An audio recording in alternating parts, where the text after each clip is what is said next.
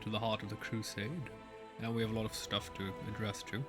Apparently many people want to talk to us.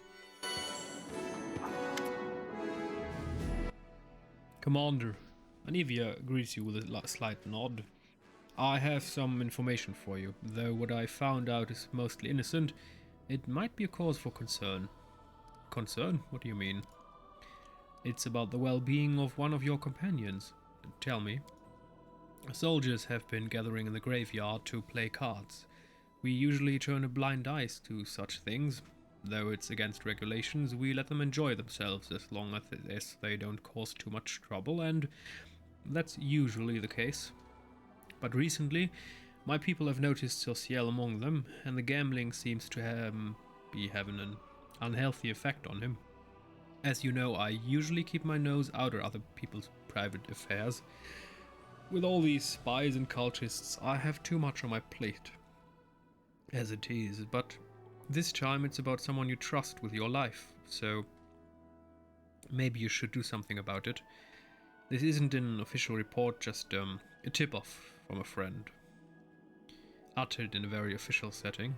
This with random bystanders. Okay. Thank you for the information. You're welcome. Night gamblers. Before you stands a tall, fit man whose dark hair is already tinged with grey. He greets you with a brisk military salute. My name is Captain Salkind. I command the vanguard of a mercenary group called the Blackstone Company. We've come from around Endoran to assist you. I'd like to know more about your unit. The Blackstone Company is proud to be recognized as one of the finest Endoran mercenary regiments. We're not a bunch of unscrupulous sellswords looking to oppress the innocent and serve the tyrants of the world. No. We're adventurers, eager to get involved in a dangerous enterprise and leave it with pockets full of gold and a clear conscience. Which is why we held a vote among our units. We were glad to accept Queen Golfrey's invitation to join the crusade, though some of our commanders did voice their displeasure with the sum she offered. But like I said, we Andorans are free people who cannot be pushed around and who cannot be bought, only convinced. So why did you join up with us? Queen Golfrey paid for our services, but please do not think we are fighting for gold alone. We are true sons and daughters of Endoran, so the ideals of equality and resisting enslavement ring true in our hearts. We will be glad to stand in the way of demons who seek to force mortal kind into bondage. The bulk of our company made camp in Nerosian, but the vanguard, consisting of our finest soldiers, if I may add, was put under your command. I want to know more about you, Captain Salkind. The tall man flashes a genuine smile. I don't even know what to say. I'm a soldier, bit of an explorer, and just an all-around honest man. Get on with your duties. Yes, sir. Glad to be under your command. Captain Salkind salutes you again, smiles and adds in a softer voice, It will be an honor to serve with you, Commander. If you have any questions, let me know. If you need to talk, I'd be happy to lend an ear.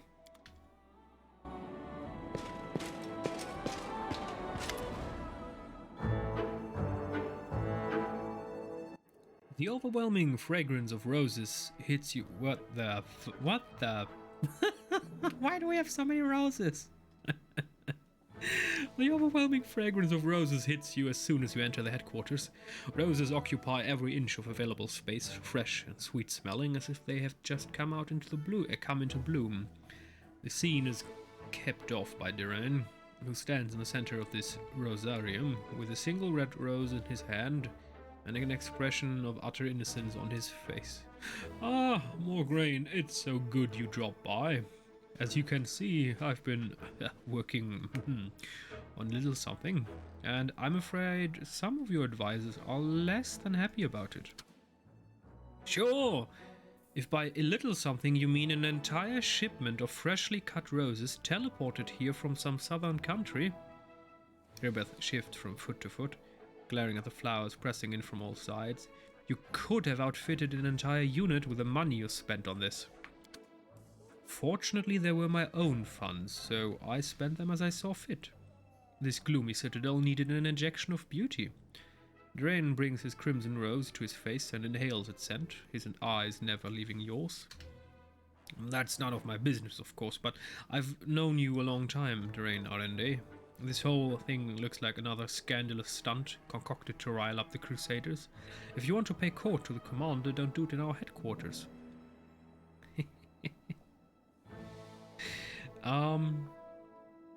I mean, this could be this could result in something beautiful. I just hand out to every Crusader a rose, just as a gift to up morale. I mean, it's not terrible. I mean, he paid for it, so let's make the best of it. I for one have no problem being courted in our headquarters. A tragic misunderstanding has occurred. Darren pauses while continuing to cast delighted glances at you over his rose. Thing is, I had no intention whatsoever of courting the commander in the romantic sense of this word. It never even crossed my mind. I do not know what led to such a partial conclusion. Darren holds the rose with the utmost delicacy, waving it gently from side to side. According to recent research conducted by Absalom scholars, the scent of roses reduces stress and fatigue, refreshes one's thoughts, and stimulates intellectual activity. So I only had the good of the crusade in mind when I placed these flowers here. My actions were entirely selfless and sincere. No, we're not going to romance Darren.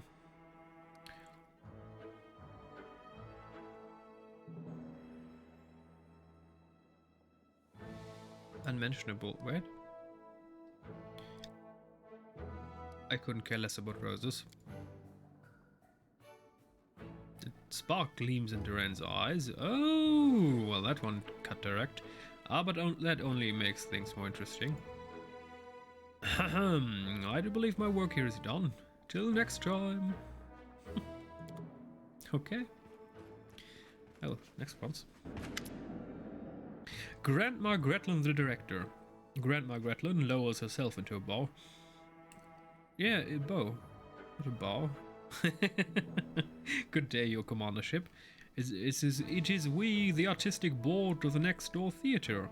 We're still working on our piece about your heroism. We have even taken on a few new crew members. We now have a master of stage equipment and scenery. It is my granddaughter, Tinar. Tinar, say hello to his commandership. We are faced with another dilemma. We simply can't decide on a climactic moment for the act. That's all about the Battle of Dresden. Here, you listen to the options. Grandma Gretlin holds a scroll up before her eyes and begins to read, running a gnarled finger along each line. Option 1. The commander, so that's you, launches himself out of a catapult and smashes down the entire fortress wall with one swift roll of his arse, allowing the armies to rush inside. Commander, option 2. Wait, what? No, option 2. The commander, so that's you again, masquerades as a succubus and creeps into Dresden in disguise, and then opens the gates to the Crusaders. Option 3. The commander, so that's you again, rides to the attack on an enormous mountain goat, or should we call it battering ram, and it breaks down the city gates. Well, what say you? You decide, it's your show after all. Alright. I will apply my directional vision to the problem. Goodbye, your commandership. Thank you for the audience. Grandma Gretlin and her entourage move away, but their voices project so well that you can easily hear the rest of the conversation. The catapult, that was my favorite as well, was my favorite from the very start. I hope it's not considered too lowbrow to a device for a serious dramatic offering. Did you forget that the role of the commander is being played by a Cyclops? How are we going to launch Lampkin out of a catapult? Where are we going to find a catapult that won't just break under his weight? Calm yourself, Tinner. It's just a minor snag. You can't achieve success without a few difficulties along the way. We'll think of something. You'll see.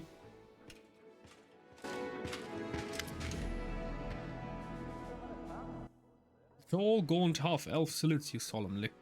Commander, It is an honor to call this first meeting of the Military Council to order. I am Captain Odan, and I've been serving under your command ever since the assault on the Grey Garrison.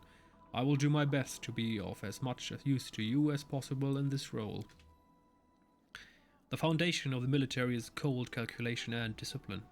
These are the principles I will seek to impart to the Crusaders. If we are to win this war, we must forget about mercy. For our enemies, for our troops, and for ourselves. Well, Commander, your sister Celia is no renowned general, but she spent half her life tussling with evil. It looks like I'll be stepping up on behalf of all of Iomede's faithful here. I hope my advice will prove useful. The first issue on the Military Council's agenda is the reorganization of troops. Our infantry has been bled dry. The forces Her Majesty granted to us were enough to take Dresden, but we need more troops to hold it. Furthermore, the army was assembled in great haste after the assault on Cannabis and was never adequately equipped. Unfortunately, we don't have much time for redeployment. Our scouts report that a powerful Baylor, Koramzadeh, did we kill him? Is already preparing a retaliatory strike on Dresden. Or can demons just return? I mean, we just defeated them on the mortal plane, on the material plane, so can they always just return? That would be problematic. But we can rely on freshly conscripted Mendavian soldiers. They may not have the skill, but our strength, as always, lies in the number, the fervor of the volunteers joining the Crusades. Every human faction and every fantasy book agrees. We can't throw everyone in the meat grinder, we'll just get our youth killed for nothing. We need to select the best among the recruits, or even better, hold a contest. The bravest and the most capable will join the Crusaders. The death count is always highest in the infantry. Its purpose is to serve as a shield. It would be wise to invest our resources into hiring and training heavy footmen with shields to ensure maximum protection, even if it limits their mobility and makes them less threatening to the enemy. Captain Odan, what does the Military Council do? The Military Council determines the strategy for our troops, enacts army reforms, approves new equipment standards, and makes decisions on all issues regarding military action on the front lines. Who is this Baylor Koramzadeh? The most trusted servant of the demon lord Descardi. Among the historians of the Mendavian Crusades, he's known as the strategist of the World Wound. Okay, so it's another one. It's not the one that we defeated here. He's not as renowned as Minago, the conqueror of Dresden, or Hepsamira, daughter of Baphomet, but he has claimed the most major victories over the forces of Mendev. He's a general and quite possibly one of the best tacticians in the entire Abyss.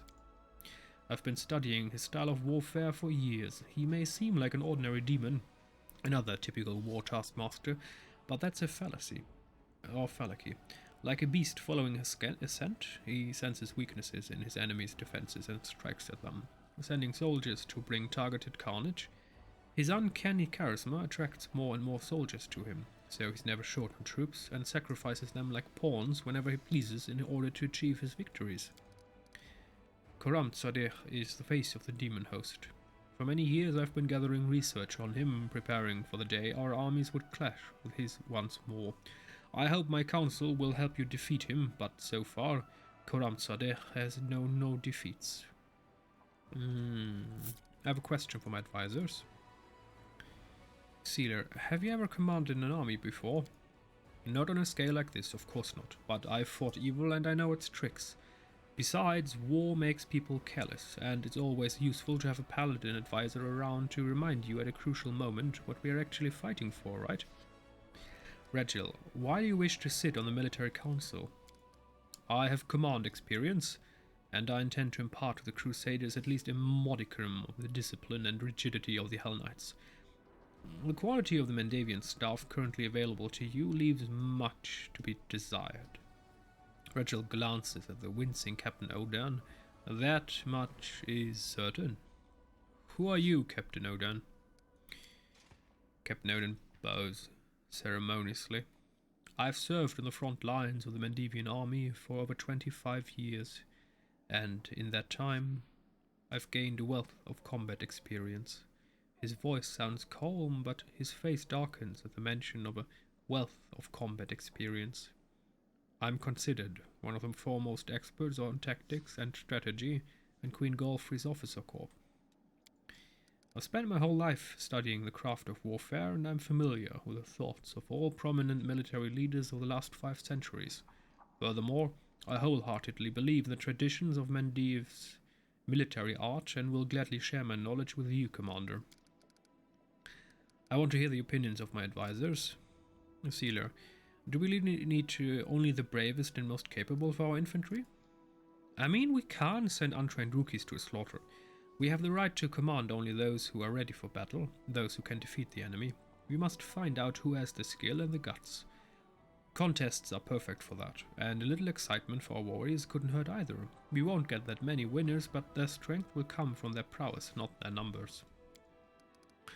Your proposal would leave us with an infantry full of selfish risk-takers, dreaming of glory and valor. This is bad material for a soldier. The infantry role is to be a shield for the archers and mages. All they are required to do is follow orders and hold the line, onto victory or death. Ambitious loners, cherry-picked through contests of skill, are not fit to perform this duty. Regil, why do you insist on shield-bearers? The infantry is a meat shield intended to catch the blade of the imposing army in its flesh. The shield must be reliable, that is all that is required of it. That is why I would like to see well-armored shield-bearers as our foot soldiers.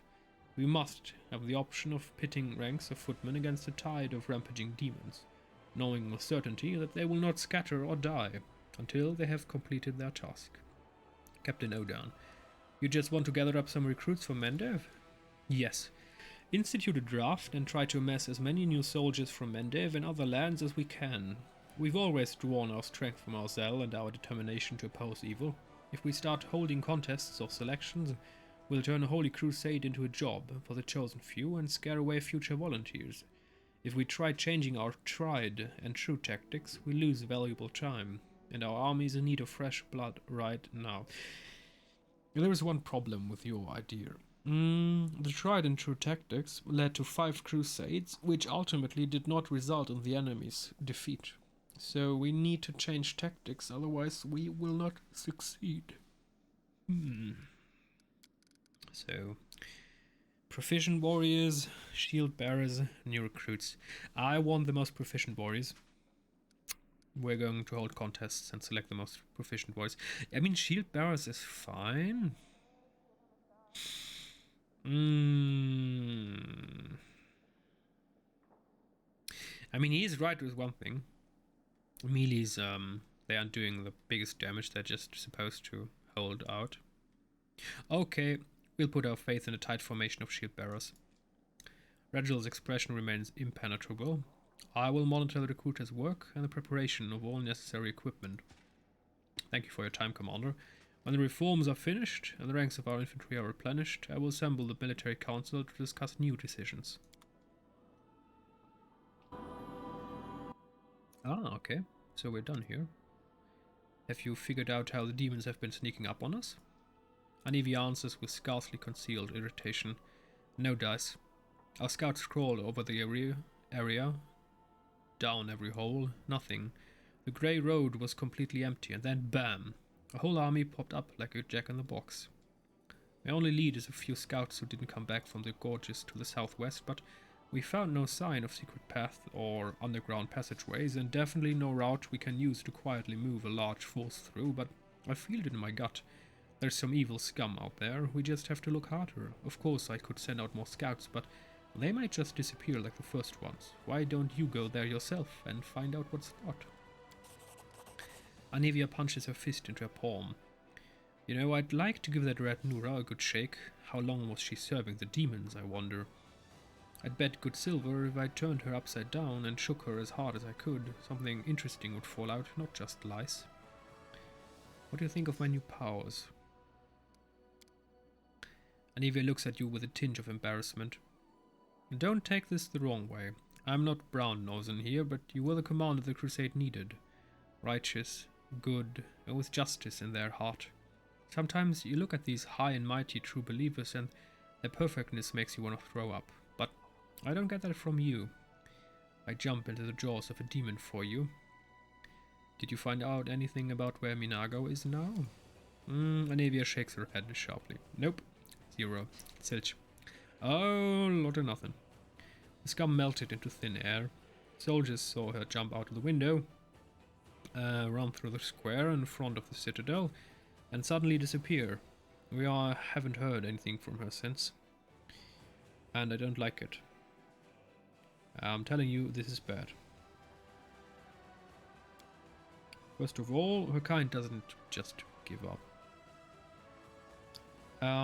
If we can't see her, it means she's setting a trap for us somewhere we won't expect. I mean, it would be great if the demon lords just gobbled her up for all her failures, but I think that's too much to hope for. But that's not the worst part. We have a more interesting question, you know. I wonder how she teleported from the city. If by that time you already hung the banner. The soldiers are saying it probably wasn't in full force by then, but you and I both know that's dross. She wasn't supposed to be able to teleport, but she did. The question is, how? Well, I have to go. Alright, watch yourself. Rachel. Okay, nothing new. What about Irabeth? I found your father's sword. Take it. Praise Yomide. Irabeth takes the sword as gently as if it were a living creature and sheathes it in the scabbard. I don't know what to say. I am forever indebted to you. I never thought I'd get my sword back. Please, what the? Allow me to reward you, and please, no objections. I could never replace this sword. I shall never part with it again. I swear. You know, but this is why I love this game. Another game, you do a quest, what do you get? 50 coins, 100, 200. This game's like, you just gave someone the most valuable object in the history of valuable objects. This one will give you everything he has, just because of, dude, you deserve it. Thank you so much. And she just immediately opens her purse and kaboom, 50,000 gold coins. We need to talk about what happened during the attack on Dresden. Irabeth nods curtly. Yes, I was shamefully faint-hearted. Praise Yomide, it didn't affect the course of the battle. Still, my behavior was unworthy of a knight, even less a commander. Under the circumstances, leaving my position would be tantamount to desertion. Still, as your advisor, I strongly recommend you release me from my position as head of the order, strip me of my knighthood, and send me to serve in the condemned. No. Few deserve these titles more than you. Don't blame yourself. Under the circumstances, you did everything possible and more besides. I mean, that's not entirely true. She fucked up massively, but we need her, and I want her to believe in herself. Thank you, Commander. The gratitude in Irabeth's voice is sincere. A spark of enthusiasm appears in her eyes, which had grown dull over recent weeks. The half-orc salutes you sharply. For a moment you once again see the Irabeth who was ready to protect the defender's heart to her dying breath. Thank you for still trusting me, more than anyone else does in this crusade, even more than I trust myself. Despite your words, Irabeth obviously still feels unworthy of her commander's rank. Changing her mind will require more than platitudes. Perhaps you can bolster her by appointing her to a position where she can work more closely with rank-and-file soldiers, those whose faith in their commander remains undimmed.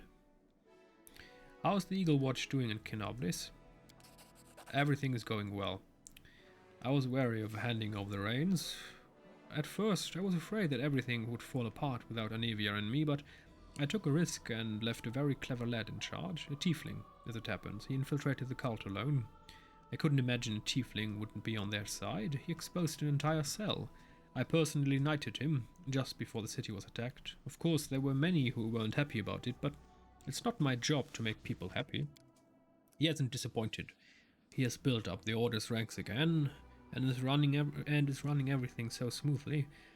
It's as if the demon attack never happened. He's proven more than once that I left Kinablis in good hands, but I admit it's still strange to think that such a small order as the Eagle Watch now has 2 chapters, one in Dresden and one in Kinablis. I have to go. Irabeth says goodbye with a short bow. Hmm.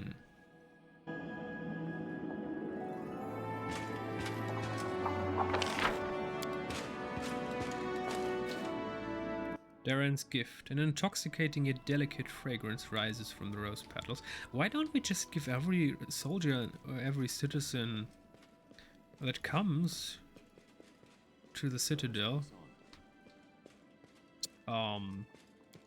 well, the good stuff. Let's go to the prison. I want to meet our prisoner.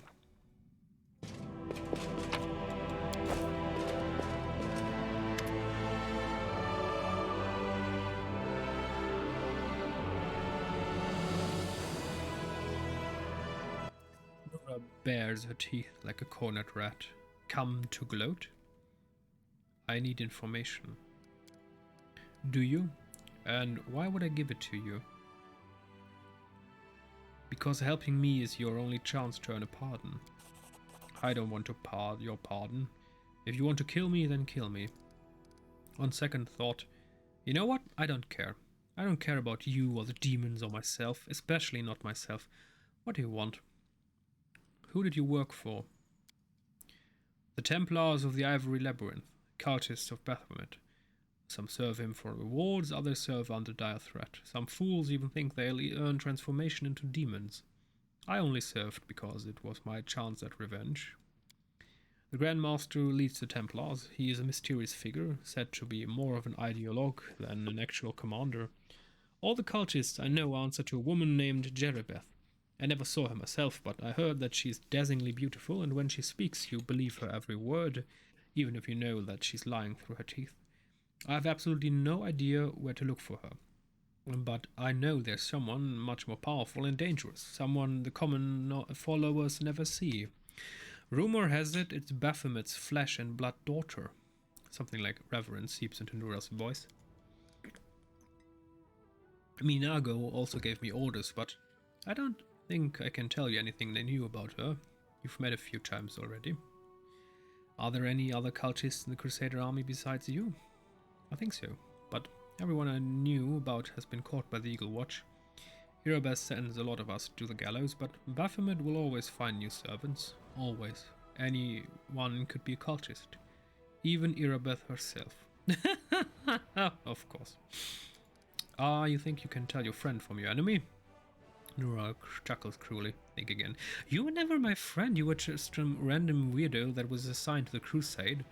And I asked you once about a little bit of history, and then you betrayed everyone. I mean, I don't give a shit. We never had a relationship. You were just some random dude, and now...